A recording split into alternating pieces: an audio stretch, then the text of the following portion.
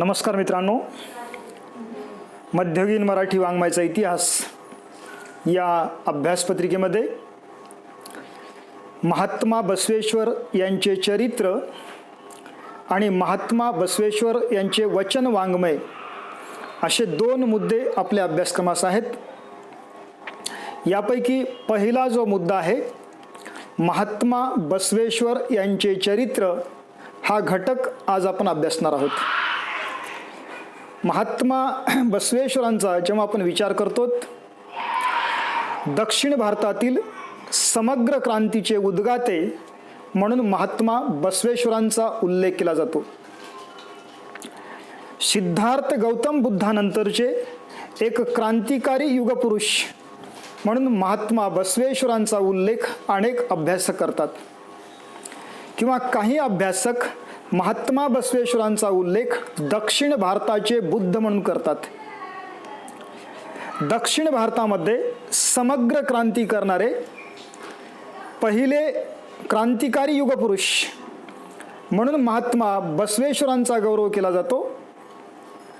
यामुळे दक्षिण भारतातील सर्व संप्रदायावर, पुरोगामी परिवर्तनवादी चळवळीवर महात्मा बसवेश्वरांच्या क्रांतिकारी विचाराचा प्रभाव आपल्याला पाहायला मिळतो. म्हणून महात्मा बसवेश्वर हे कर्नाटकातील असले तरी, त्यांचं वचन साहित्य कन्नडमध्ये असलं तरी, आपण मध्ययुगीन मराठी वाङ्मयाच्या इतिहासामध्ये महात्मा बसवेश्वर अभ्यासतो. ह्याचं कारण असं आहे की महात्मा बसवेश्वरांच्या क्रांतिकार्याचा, क्रांतिकारी विचाराचा प्रभाव मराठी संत साहित्यावर आहे, किंवा महाराष्ट्रातील सगळ्या संप्रदायावर महात्मा बसवेश्वरांचा प्रभाव आहे.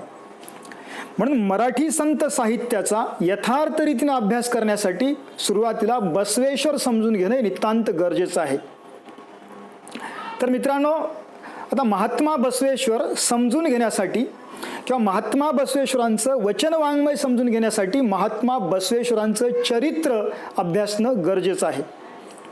महात्मा बसवेश्वरांच्या चरित्राच्या पूर्वी महात्मा बसवेश्वरांचा काळ समजून घेणं आवश्यक आहे. महात्मा बसवेश्वरांचा काळ हा 12वा शतक आहे. 12व्या शतकातली राजकीय परिस्थिती, धार्मिक परिस्थिती आणि सामाजिक परिस्थितीचा विचार करणं नितांत गरजेचं आहे. कारण जगातला कुठलाही महापुरुष हा त्या काळाच्या अपत्य असतो, त्याला बसवेश्वरही अपवाद नाहीत.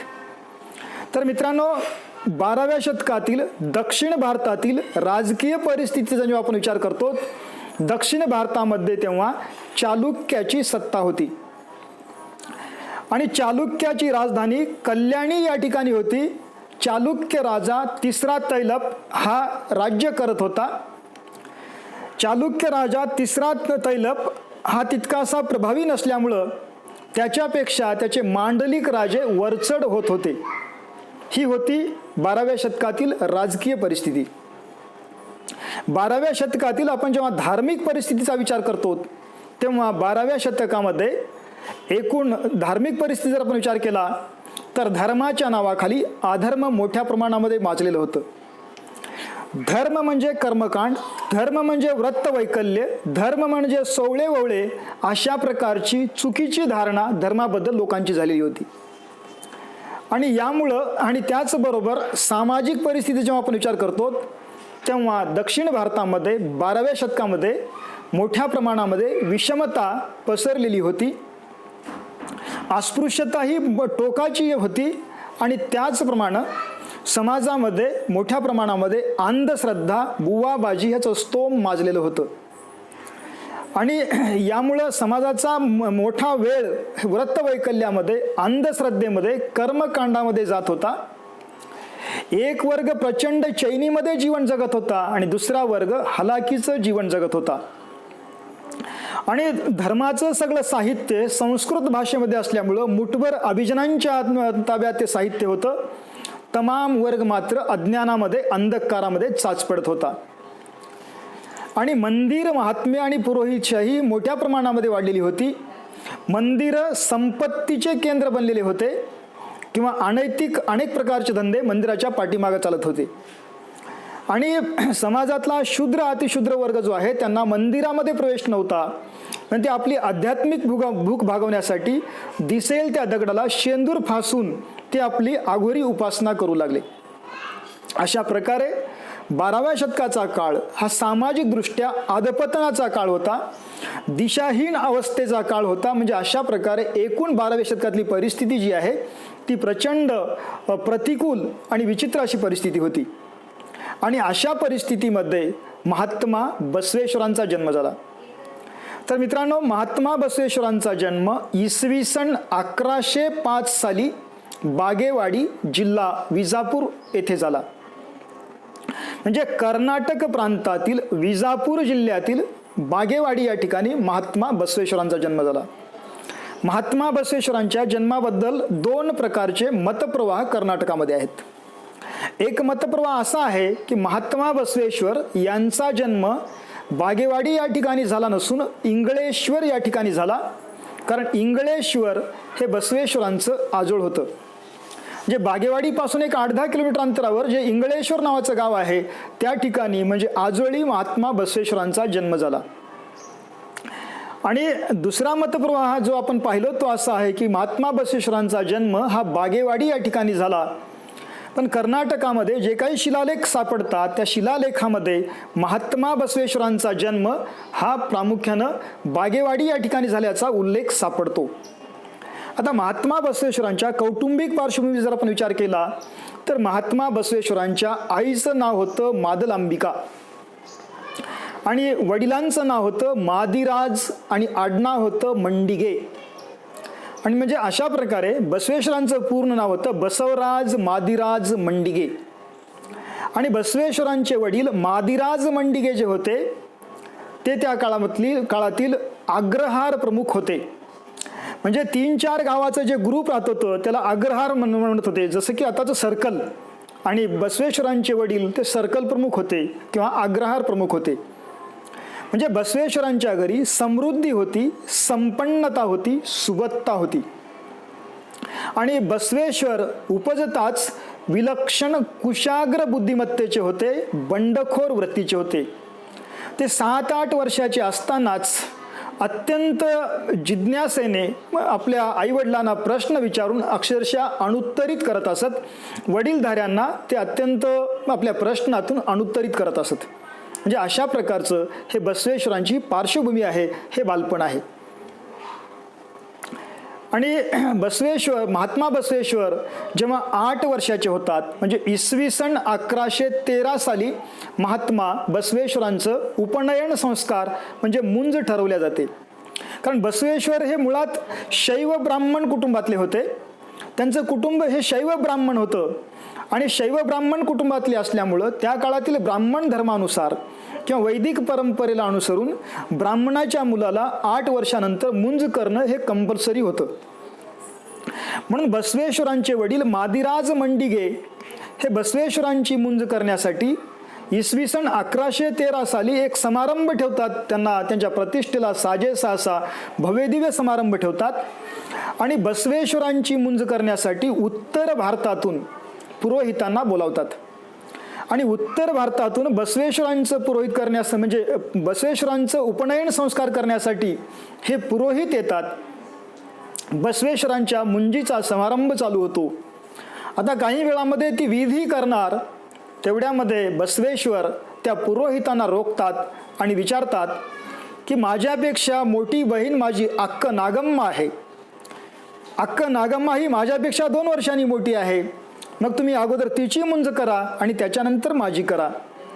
तेव्हा ते पुरोहित म्हणतात आपला ब्राह्मण धर्म किंवा वैदिक परंपरा ही स्त्रियांची मुंज करत नाही किंवा स्त्रियाची मुंज करण्यासाठी धर्म मान्यता देत नाही. मग 8 वर्षाचे बसवेश्वर त्या 60 वर्षाच्या पुरोहितांना म्हणतात तुमचा जर धर्म लिंगाच्या आधारे माझ्यामध्ये आणि माझ्या बहिणीमध्ये जर भेदभाव करत असेल तर तुमचा धर्मच मला मान्य नाही. अशा प्रकारे बसवेश्वर त्या पुरोहितांना म्हणतात. आणि अशा प्रकारे म्हणजे ती मुंज नाकारतात. स्त्री पुरुष समतेच्या प्रश्नावर महात्मा बसवेश्वर स्वतःची मुंज नाकारतात आणि सनातन वैदिक धर्माविरुद्ध वयाच्या 8व्या वर्षी बंड करणारे महात्मा बसवेश्वर भारतातील एकमेव महापुरुष आहेत. म्हणजे अशा प्रकारे वयाच्या 8व्या वर्षी सनातन वैदिक धर्माविरुद्ध बंड करून घरादाराचा त्याग करून बसवेश्वर घराच्या बाहेर पडतात. आणि त्यानंतर 1 वर्षांनी म्हणजे इसवी सन 1114 साली महात्मा बसवेश्वरांच्या आईवडिलांचा मृत्यू होतो. म्हणजे मादलांबिका आणि मादिराज या दोघांचाही मृत्यू होतो. वयाच्या 9व्या वर्षी महात्मा बसवेश्वर पोरके होतात. आणि त्यानंतर आपली ज्ञान साधना करण्यासाठी महात्मा बसवेश्वर कुडल संगम या ठिकाणी जातात. आताचा जो बागलकोट जिल्हा आहे त्या जिल्ह्यामध्ये कुडल संगम नावाचं एक क्षेत्र आहे. त्या बागलकोट या जिल्ह्यातील कुडल संगम या ठिकाणी महात्मा बसवेश्वर ज्ञान साधना करण्यासाठी जातात. त्या काळामध्ये त्या ठिकाणी ईशान्य गुरु नावाचे एक ख्यातकीर्त असे गुरु असतात आणि अत्यंत ते ज्ञानी गुरु असतात. आणि त्यांच्याकडे जाऊन बसवेश्वर ज्ञान साधना करतात. त्या ठिकाणी गेल्यानंतर सगळं वैदिक साहित्य ते मुळातून अभ्यासतात. त्याचबरोबर सगळ्या शैव सिद्धांताचा, शैव साहित्याचा, शैवागमाचा ते सविस्तर असा अभ्यास करतात, सखोल अभ्यास करतात. आणि त्यानंतर बौद्ध साहित्य, जैन साहित्याचाही ते तौलनिक अभ्यास करतात. म्हणजे अशा प्रकारे वैदिक साहित्य, शैव सिद्धांत, शैवागम आणि त्याचबरोबर बौद्ध साहित्य, जैन साहित्य म्हणजे पूर्वाश्रमीचं जेवढं साहित्य होतं त्या सगळ्या साहित्याचा महात्मा बसवेश्वर सखोल अभ्यास करतात. आणि त्यानंतर आपली ज्ञान साधना पूर्ण झाल्यानंतर हे महात्मा बसवेश्वर परत येतात. आणि परत आल्यानंतर त्यांच्या मामाच्या मुलीसोबत म्हणजे गंगांबिकेसोबत त्यांचा इसवी सन 1127 साली विवाह होतो. आता गंगांबिका जी आहे ती त्यांच्या मामाची मुलगी असते. त्यांचे मामा बलदेव हे बिज्जल राजाच्या दरबारामध्ये मंगळवेढा या ठिकाणी ते एक मंत्री असतात. म्हणजे बिज्जलाचे मंत्री असणारे बलदेव आणि त्यांची एकुलती एक मुलगी गंगांबिका हिचा विवाह महात्मा बसवेश्वरासोबत होतो. आणि अशा प्रकारे बसवेश्वरांनी म्हणजे आपण ग्रस्ताश्रमाचा स्वीकार केल्यानंतर त्यानंतर ते मंगळवेढा या ठिकाणी येतात. आणि मंगळवेढा या ठिकाणी आल्यानंतर त्यांचे मामा बलदेव ज्या दरबारामध्ये मंत्री असतात त्या बिज्जलाच्या दरबारामध्ये कर्णिक म्हणून सुरुवातीला ते नोकरी स्वीकारतात. कर्णिक म्हणजे आताचे कारकून. म्हणजे बिज्जलाच्या दरबारामध्ये बसवेश्वर म्हणजे इसवी सन 1132 साली ते कर्णिक म्हणून नोकरी स्वीकारतात. आणि कर्णिक म्हणून त्या ठिकाणी नोकरी करत असताना महात्मा बसवेश्वर त्या ठिकाणी आपल्या कर्तृत्वाच्या बळावर किंवा आपल्या कौशल्याच्या बळावर, आपल्या बुद्धिमत्तेच्या बळावर महात्मा बसवेश्वर त्या राजा बिज्जलाचं मन जिंकतात. आणि बिज्जल राजा यांची बुद्धिमत्ता पाहून, यांचं कर्तृत्व पाहून इसवी सन 1142 साली महात्मा बसवेश्वरांना तो अर्थमंत्री करतो. म्हणजे इसवी सन 1132 साली कारकून झालेले बसवेश्वर 10 वर्षामध्ये बिज्जलाचे अर्थमंत्री होतात. अर्थमंत्री पद म्हणजे सगळ्यात महत्त्वाचं पद. तर या ठिकाणी पहा म्हणजे बिज्जलाचे ते अर्थमंत्री होतात. आणि अर्थमंत्री होऊन तेवढ्यावरच थांबत नाहीत. त्यानंतर महात्मा बसवेश्वर राजा बिज्जलाचे महामंत्री म्हणजे प्रधानमंत्री होतात. तर पहा एक कारकून म्हणून रुजू झालेला माणूस 10 वर्षामध्ये राजा बिज्जलाचा अर्थमंत्री होतो आणि त्यानंतर प्रधानमंत्री होतो.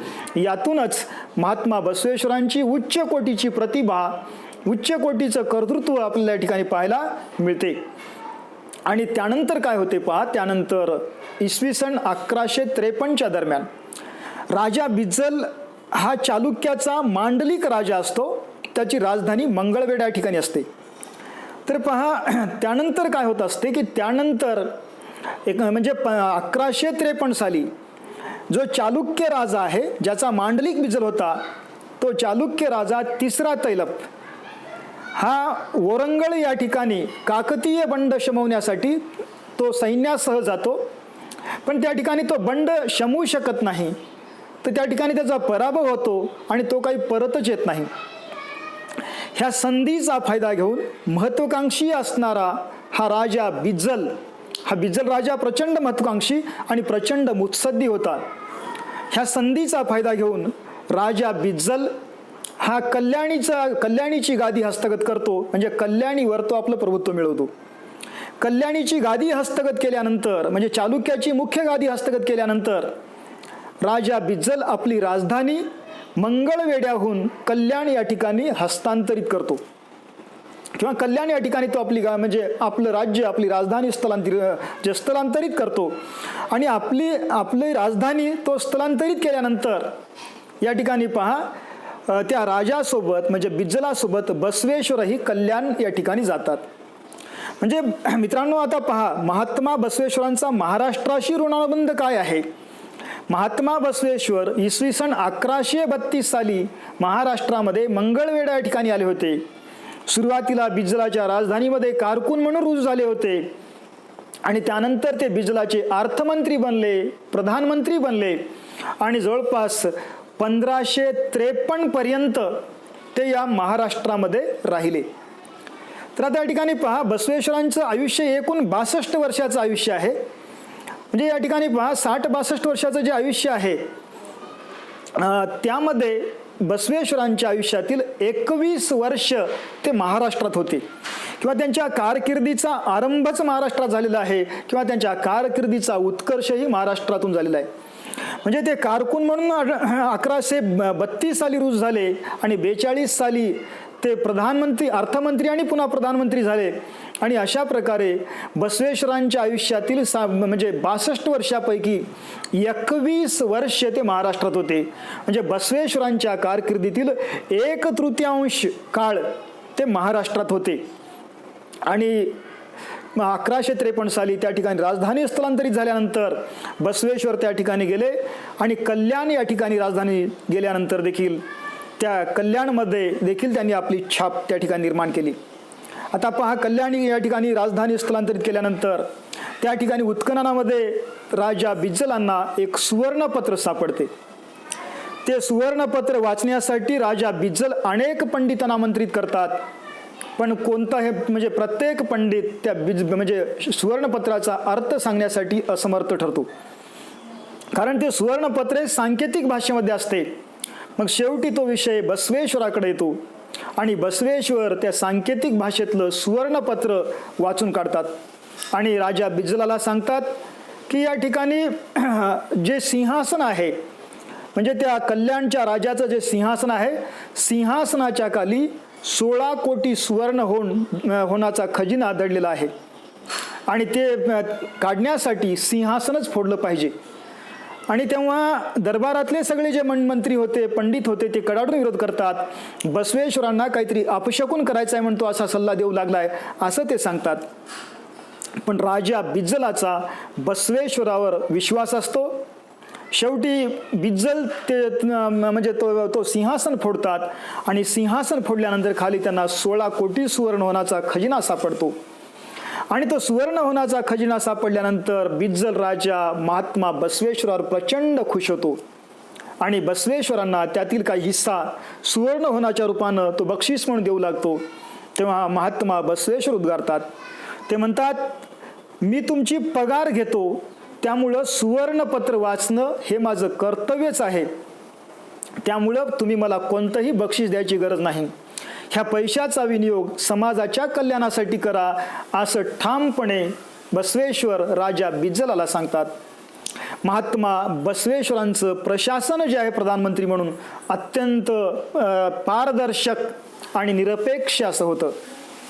म्हणजे पारदर्शक भ्रष्टाचारमुक्त प्रशासनाचा एक उच्च आदर्श या जगासमोर ठेवण्याचा प्रयत्न महात्मा बसवेश्वरांनी केला. म्हणजे एक प्रधानमंत्री म्हणून बसवेश्वरांची कारकीर्द कशी आहे तर भ्रष्टाचार मुक्त आणि पारदर्शक असं त्यांचं प्रशासन होतं असं म्हणतात. पहा, किंवा अशी कथा बसवेश्वराबद्दल सांगितली जाते की महात्मा बसवेश्वर म्हणजे जेव्हा स्वतःचे वैयक्तिक कामं करत होते तेव्हा राजाच्या समईचं तेल देखील वापरत नव्हते. राज्याचे कामं जेव्हा करत होते तेव्हाच ते राजाची समई वापरणार, एरवी ती समई विजून आपली स्वतःची समई लावणार. म्हणजे इथपर्यंत स्वच्छ, पारदर्शक, भ्रष्टाचार मुक्त काम किंवा प्रशासन महात्मा बसवेश्वरांचं होतं. आणि अशा प्रकारे बसवेश्वरांचा वरचेवर नावलौकिक वाढत होता. आणि तेव्हा बसवेश्वराशी आपलं नातं जोडण्यासाठी राजा बिज्जलांनी आपली बहीण नीलांबिका हिचा विवाह महात्मा बसवेश्वरासोबत लावून दिला. म्हणजे बिज्जलाच्या नात्यातील मंत्री सिद्धरस यांची मुलगी म्हणजे नीलांबिका, आणि नीलांबिका ही राजा बिजलाची मांडलेली बहीण होती. आणि आपल्या या बहिणीचा, आपल्या लाडक्या बहिणीचा विवाह महात्मा बसवेश्वरासोबत लावून दिला. नीलांबिका ही महात्मा बसवेश्वरांची दुसरी पत्नी आहे. ती प्रचंड प्रतिभा संपन्न आहे आणि तिचे वचन देखील आज उपलब्ध आहेत.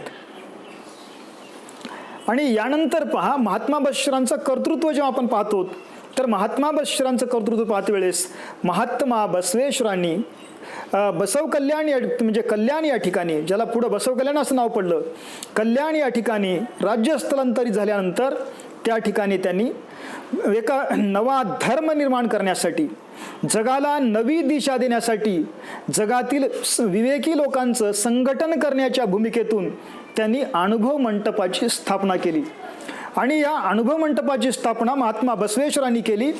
आणि या अनुभव मंटपामध्ये 770 सदस्य होते. आणि या अनुभव मंटपाची स्थापना महात्मा बसवेश्वरांनी इसवी सन 1154 साली केली. आणि या अनुभव मंटपामध्ये जे 770 सदस्य होते ते एका गावचे नव्हते, एका प्रांताचे नव्हते, एका देशाचे नव्हते, एका जातीचे नव्हते, एका वर्णाचे नव्हते. तर पहा, जगातील कानाकोपऱ्यातील असे हे 770 विवेकी नीतिमान असे 770 सदस्य होते. आणि या 770 सदस्यांचं त्यांनी अनुभव मंटप या ठिकाणी उभं केलं. आणि महात्मा बसवेश्वरांनी या अनुभव मंटपाच्या माध्यमातून संसदीय लोकशाहीचा आदर्श त्यांनी जगासमोर प्रस्थापित केला. एक संसद काय असते त्याचं प्रारूप त्यांनी जगासमोर अनुभव मंटपाच्या माध्यमातून ठेवलं. आता या ठिकाणी मी दृश्यामध्ये दाखवत आहे, पहा समोरची जी फोटो आहे, ह्या फोटोमध्ये हे अनुभव मंटपाचं हे दृश्य आहे.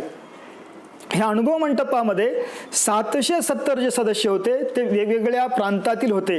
आता त्यात याबद्दल सांगतात पहा की आल्लम प्रभू सिद्धराम हे म्हणजे आल्लम प्रभू हे आंध्राचे होते, श्रीशैल्यमचे. सिद्धराम हे सोलापूरचे होते. मडिवाळ माचय्या, अंबिगार चौडय्या, अक्क महादेवी हे कर्नाटकचे होते. उर्लिंग पेद्दी हे महाराष्ट्रातील पूर्वाश्रमीचे कुख्यात गुंड होते. विशेष म्हणजे आपल्या नांदेड जिल्ह्यातील कंधारचे होते. ते पूर्वाश्रमीचे अट्टल चोर कुख्यात गुंड होते. आणि बसवेश्वरांचा संपर्क आल्यानंतर त्यांच्यामध्ये बदल होतो आणि महान संत होतात. ते उर्लिंग पेद्दी हे महाराष्ट्राचे होते.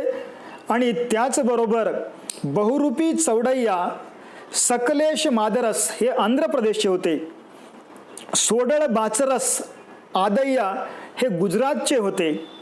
मरुळ शंकरदेव हे गांधार अफगाणिस्तानचे होते. पाहता अफगाणिस्तान कुठं आणि कल्याण कुठं, म्हणजे मरुळ शंकरदेव हे अफगाणिस्तानचे होते. आणि या ठिकाणी पहा, त्याचबरोबर एकांत रामय्या हे कुंतल देशाचे होते. डोहार कक्कय्या आपल्या विदर्भातील होते. आणि मादार चन्नय्या हे कांचीचे होते. आणि महादेव भूपाल म्हणजे मोरळी मारय्या हे काश्मीरचे पूर्वाश्रमीचे राजे होते. तर अशा प्रकारे पहा, देशातील म्हणजे जगातील विविध म्हणजे भागातून हे 770 सदस्य या ठिकाणी जमलेले होते.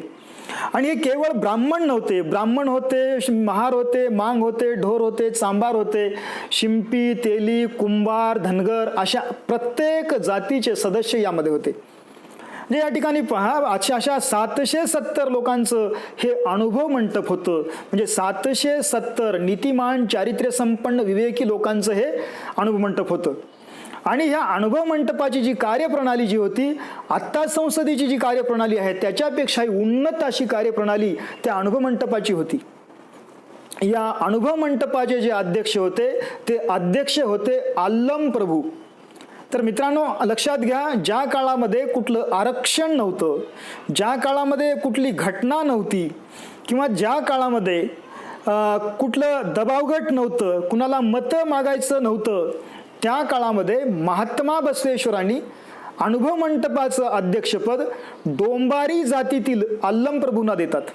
म्हणजे विचार करा, म्हणजे भटक्या विमुक्त डोंबारी जातीतील आल्लम प्रभूंना केवळ गुणवत्तेच्या आधारावर त्या अनुभव मंटपाचं अध्यक्ष बनवतात. म्हणजे जगातली एक अत्यंत मोठी क्रांतिकारक घटना आहे. आणि ह्या अनुभवमंटपाची जी कार्यप्रणाली जी होती ती कार्यप्रणाली आजच्या जे लोकसभेची कार्यप्रणाली आहे, आजच्या संसदेची कार्यप्रणाली जी आहे ती कार्यप्रणाली अनुभवमंटपाची होती. आणि या आज ज्या पद्धतीनं लोकसभेमध्ये एखादं बिल मांडतात, एखादा म्हणजे विधायक किंवा एखादा मंत्री एखादा बिल मांडतो आणि त्या बिलावर साधक बाधक चर्चा होते आणि त्यानंतर बहुमतानं ते बिल पास केल्या जाते, अनुभवमंटपाची हीच कार्यप्रणाली होती. अनुभवमंटपामध्ये एखादा शरण म्हणजे आपला विचार तो वचनातून मांडत असत आणि तो विचार मांडल्यानंतर त्या अनुभवमंटपातील जे सदस्य आहेत ते सगळे सदस्य त्या वचनावर सखोल चिंतन करत असत, सखोल विचार मांडत असत आणि विचार मांडल्यानंतर त्यात ज्या काही उणिवा आहेत त्या दूर करून त्या वचनाला सर्वांच्या संमतीने, अध्यक्षांच्या अनुमतीने त्या वचनाला मान्यता देत असत. तेव्हाच ते वचन लिहिल्या जात असत. म्हणजे धर्म कसा असायला पाहिजे याबद्दल एक सामूहिक चिंतन करून धर्माची आचारसंहिता या अनुभवमंटपाच्या माध्यमातून महात्मा बसवेश्वरांनी बनवली. तर मित्रांनो, आपण लोकशाहीची जननी इंग्लंडला म्हणतो, पण इंग्लंडमध्ये मॅग्ना चार्टाची सनद ही 1215 साली अस्तित्वात आली. इंग्लंडमध्ये जे मॅग्ना चार्टाची सनद 1215 मध्ये आली, मॅग्ना चार्टाची सनद म्हणजे इंग्लंडमध्ये लोकशाहीचा आरंभबिंदू म्हणतात. पण मॅग्ना चार्टाची सनद 1215 साली अस्तित्वात आली आणि इकडे महात्मा बसवेश्वरांनी 1154 साली अनुभवमंटपाच्या माध्यमातून लोकशाहीचा पाया रचला होता. मॅग्ना चार्टाच्या सनदीमध्ये जे विचार मांडलेले आहेत, जी भूमिका मांडलेली आहे त्याच्यापेक्षा कितीतरी पुढची भूमिका महात्मा बसवेश्वरांनी अनुभवमंटपाच्या माध्यमातून या ठिकाणी वास्तवात आणून दाखवलेली होती. म्हणजे इसवी सन 1154 म्हणजे मॅग्ना चार्टाच्या सनदच्या 60-62 वर्ष अगोदर या ठिकाणी महात्मा बसवेश्वरांनी ह्या अनुभवमंटपाच्या माध्यमातून संसदीय लोकशाहीचा पाया रचला किंवा संसदेचं एक आदर्श प्रारूप त्यांनी जगासमोर ठेवलं. पण दुर्दैव असं आहे, महात्मा बसवेश्वरांच्या अनुभवमंटपाचा प्रचार आणि प्रसार कर्नाटकाच्या बाहेर झाला नाही. त्यामुळं जग लोकशाहीची जननी इंग्लंड म्हणूनचा उल्लेख करतो, म्हणजे जग लोकशाहीची जननी म्हणून इंग्लंडचा गौरव करतो. पण महात्मा बसवेश्वर जर बाहेर पोहोचले असते तर लोकशाहीची जननी भारत राहिला असता मित्रांनो. कारण मॅग्ना चार्टाची सनद अस्तित्वात येण्या 60-62 वर्ष अगोदर महात्मा बसवेश्वरांनी संसदेचं एक आदर्श प्रारूप अनुभवमंटपाच्या माध्यमातून ठेवलेलं होतं. आपण या ठिकाणी या दृश्यामध्ये पाहतो, या संसदेचे अध्यक्ष उच्च आसनावर बसलेले आहेत आणि सदस्य सगळे समोर बसलेले आहेत आणि या ठिकाणी एखादं विधेयक मांडल्यानंतर म्हणजे एखादं वचन मांडल्यानंतर त्या वचनावर सगळे मिळून चर्चा करू लागलेले आहेत. म्हणजे अशा प्रकारे संसदीय लोकशाहीचा आदर्श अनुभवमंटपाच्या माध्यमातून महात्मा बसवेश्वरांनी 12व्या शतकात ठेवला. म्हणजे महात्मा बसवेश्वर म्हणजे संसदीय लोकशाही मूल्याचे जगातले पहिले उद्गाते आहेत किंवा संसद संकल्पना जगाला देणारे पहिले व्यक्ती म्हणजे महात्मा बसवेश्वर आहेत. तर मित्रांनो, अशा प्रकारे म्हणजे अनुभवमंटपाच्या माध्यमातून इसवी सन 1154 साली महात्मा बसवेश्वरांनी संसदीय लोकशाहीचा आदर्श जगासमोर ठेवला. आणि त्यानंतर पहा, महात्मा बसवेश्वरांच्या कर्तृत्वाचा जेव्हा विचार करतो, महात्मा बसवेश्वर हे समतेचे पुरस्कर्ते होते. त्यांच्या अनुभवमंटपामध्ये पहा, महार, मांग, ढोर, चांभार, कुंभार, तेली, तांबोळी ह्या सगळ्या प्रकारचे लोक होते. ते म्हणतात की हा कुणाचा म्हणू नको तू देवा, हा अमुचा म्हणू तू देवा, असा संदेश महात्मा बसवेश्वरांनी दिला. म्हणजे ज्या काळामध्ये अस्पृश्याची सावली पडल्यानंतर लोक कपड्यासहित आंघोळ करत होते, त्या काळामध्ये महात्मा बसवेश्वरांनी अस्पृश्यांना कवटाळले, हृदयाला धरले. चांभार, हरळय्या समोर ते नतमस्तक झाले. म्हणजे अशा प्रकारे म्हणजे समतेचा पुरस्कर्ता म्हणजे महात्मा बसवेश्वर. महात्मा बसवेश्वरांच्या समता म्हणजे केवळ शाब्दिक समता नव्हती. अनेक संतांनी समतेचा पुरस्कार केला, पण आपण परमेश्वराच्या दारात समान आहोत, इथं मात्र जसे आहोत तसेच बरे आहोत, असं आपल्या संतांची भूमिका होती. त्यातल्या त्यात महाराष्ट्रामध्ये ही भूमिका जास्त होती. पण बसवेश्वर असे एक व्यक्ती आहेत, बसवेश्वर असे एक संत आहेत, असे एक महात्मे आहेत ज्यांनी प्रचंड प्रतिकूल काळामध्ये समतेचा विचार वास्तवात उतरवला. म्हणजे आपल्या सर्वस्वाची किंमत मोजून समतेच्या मार्गावर त्यांनी वाटचाल केली. म्हणजे पहा, 12व्या शतकामध्ये इसवी सन म्हणजे 12व्या शतकामध्ये महात्मा बसवेश्वरांनी आंतरजाती विवाह घडवून म्हणजे समता वास्तवात आणून दाखवली. आणि त्याचबरोबर समाजवादाचा आदर्श महात्मा बसवेश्वर म्हणजे बसवेश्वर सांगत होते की अतिरिक्त संपत्तीचा संचय करणं हे पाप आहे. सोन्याचा एक कण जरी मी जमा ठेवलो देवा तर तुमची शपथ असेल, अशी प्रार्थना म्हणजे असं वचनामध्ये ते म्हणतात. म्हणजे या ठिकाणी पहा, संपत्तीचा संचय करणं हे पाप आहे हा विचार महात्मा बसवेश्वरांनी 12व्या शतकामध्ये मांडला. आपण कार्ल मार्क्स यांना म्हणजे साम्यवादाचे समाजवादाचे जनक असं म्हणतो. त्यांचा दास कॅपिटल हा ग्रंथ म्हणजे समाजवादाचा साम्यवादाचा मूलाधार आपण म्हणतो. पण त्याच्या कितीतरी वर्ष अगोदर म्हणजे त्याच्या जवळपास 700-750 वर्ष अगोदर महात्मा बसवेश्वरांनी खरा समाजवाद या देशामध्ये मांडला. म्हणजे या ठिकाणी पहा, संपत्तीचा समान वाटप झालं पाहिजे, संपत्तीचा संचय करणं पाप आहे असा विचार आपल्या दासोहाच्या माध्यमातून महात्मा बसवेश्वरांनी मांडला. आणि त्याचबरोबर महात्मा बसवेश्वरांनी श्रममूल्याचा पुरस्कार केला, उद्योगशीलतेचा पुरस्कार केला.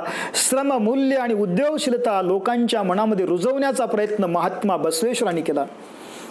कारण बसवेश्वरांच्या अनुभव मंडपामध्ये प्रवेश मिळवण्यासाठी एक अट होती महत्वाची. बसवेश्वरांच्या अनुभव मंडपामध्ये कुणालाही सदस्यत्व मिळत नव्हतं.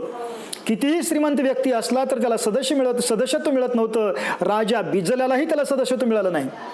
तर बसवेश्वरांच्या अनुभव मंडपाचं सदस्य होण्यासाठी एक अट अशी होती, स्वतःच्या कष्टावर जगणारा असला पाहिजे. म्हणजे जो परिश्रम करतो, कष्ट करतो, तोच अनुभव मंडपाचा सदस्य होऊ शकतो असा नियम होता. की जसं गांधीजींच्या काँग्रेसमध्ये त्या काळामध्ये म्हणजे आपल्याला म्हणजे जर त्या ठिकाणी सहभागी व्हायचं असेल तर दररोज कितीतरी हुंडी सूत घातलं पाहिजे असा नियम होता. त्याप्रमाणे बसवेश्वरांच्या अनुभव मंडपाचं सदस्य व्हायचं असेल तर त्या काळामध्ये असं नियम होतं की त्या माणसानं दररोजच्या दररोज कामं केलेच पाहिजेत, म्हणजे कष्ट केलं पाहिजे. दुसऱ्याच्या जीवावर जगणाऱ्या आयतखाऊ माणसाला त्या अनुभव मंडपामध्ये प्रवेश नव्हता. तो किती जरी श्रीमंत असला, जर तो दुसऱ्याच्या कष्टावर जगत असेल तर त्याला प्रवेश नव्हता. आणि म्हणजे या ठिकाणी पहा, उद्योगशीलतेचा पुरस्कार महात्मा बसवेश्वरांनी केला. कारण कायक कवे कैलास हा सिद्धांत त्यांनी मांडला. कायक म्हणजे देह, हे देह झिजवून कष्ट करून त्याच्या मोबदल्यात जे काही मिळते त्याच्यावर माणसानं जगलं पाहिजे. त्यातून जो आनंद मिळतो तो आनंद म्हणजे कैलास आहे. कैलासवर कुठंच नाही. कैलास कष्टातून निर्माण करता येतो हा विश्वास देणारा या देशातला पहिला महात्मा म्हणजे महात्मा बसवेश्वर. आजपर्यंत असं होतं म्हणजे परमार्थ म्हणजे कष्टापासून पळणं, परमार्थ म्हणजे संसारापासून पळणं, परमार्थ म्हणजे बायकोला सोडून पळणं म्हणजे परमार्थ अशी धारणा होती. पण बसवेश्वर सांगतात संसार केलाच पाहिजे आणि संसार चालवण्यासाठी कष्ट केलंच पाहिजे. कष्टातून जे काही समाधान मिळते, जे काही आनंद मिळते ते आनंद म्हणजेच कैलासाचा आनंद आहे. कैलास वर नाही, कैलास याच ठिकाणी कष्टातून निर्माण करता येतो असा संदेश देऊन उद्योगशीलतेचा विचार रुजवण्याचा पहिला प्रयत्न या देशामध्ये महात्मा बसवेश्वरांनी केला. म्हणजे महात्मा बसवेश्वरांचा काय कवे कैलास हा सिद्धांत म्हणजे सुखी जीवनाचा त्रिकाल आबाधित असं सत्यसूत्र आहे. म्हणजे जसं की E=mc² हे सूत्र कधी बदलत नाही, त्याप्रमाणे काय कवे कैलास हा सूत्र म्हणजे सुखी जीवनाचा मूलमंत्र आहे. आणि आता या ठिकाणी पहा, जे माणसं कष्टापासून लांब जात आहेत त्यांनाच हाय BP, low BP, sugar, corona असे आजार मोठ्या प्रमाणात होत आहेत. जे कष्टात असतात त्यांना कुठले आजार येत नाहीत. हा विचार महात्मा बसवेश्वरांनी 12व्या शतकात केला होता. आणि त्याचबरोबर पहा, ह्या देशाला खऱ्या अर्थानं महासत्ता बनवायचा असेल तर महात्मा बसवेश्वरांचा काय कवे कैलास हा विचार प्रत्येकाने अंगीकारणं गरजेचं आहे. या देशातील तरुणाईनं जर महात्मा बसवेश्वरांचा काय कवे कैलास विचार अंगीकारला तर हा देश महासत्ता बनायला वेळ लागत नाही. म्हणून पंतप्रधान नरेंद्र मोदी श्रममेव जयते ही घोषणा करतात.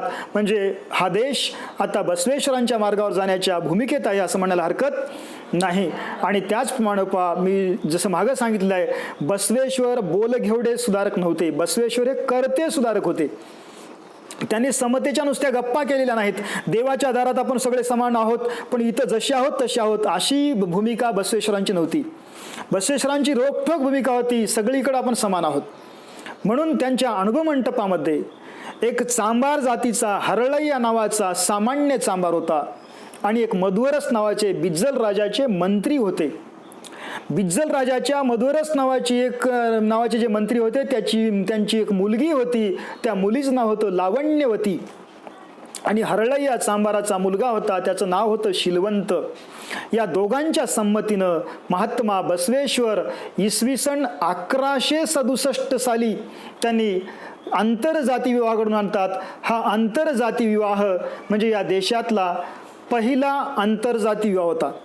म्हणजे धर्म मान्यतेनं केला जाणारा, समाज मान्यतेनं केला जाणारा हा पहिला आंतरजाती विवाह होता. पण बसवेश्वरांनी म्हणजे जो विचार आजच्या काळालाही पेलवत नाही पहा, आजही आंतरजाती विवाह केला तर आपण सैराट म्हणजे चित्रपटामध्ये पाहतो काय होते ते. तर बसवेश्वरांनी 12व्या शतकामध्ये आईवडिलांच्या संमतीनं म्हणजे अनुभव मंटपातील 770 सदस्यांच्या एकमतानं ते आंतरजाती विवाह घडून आणतात.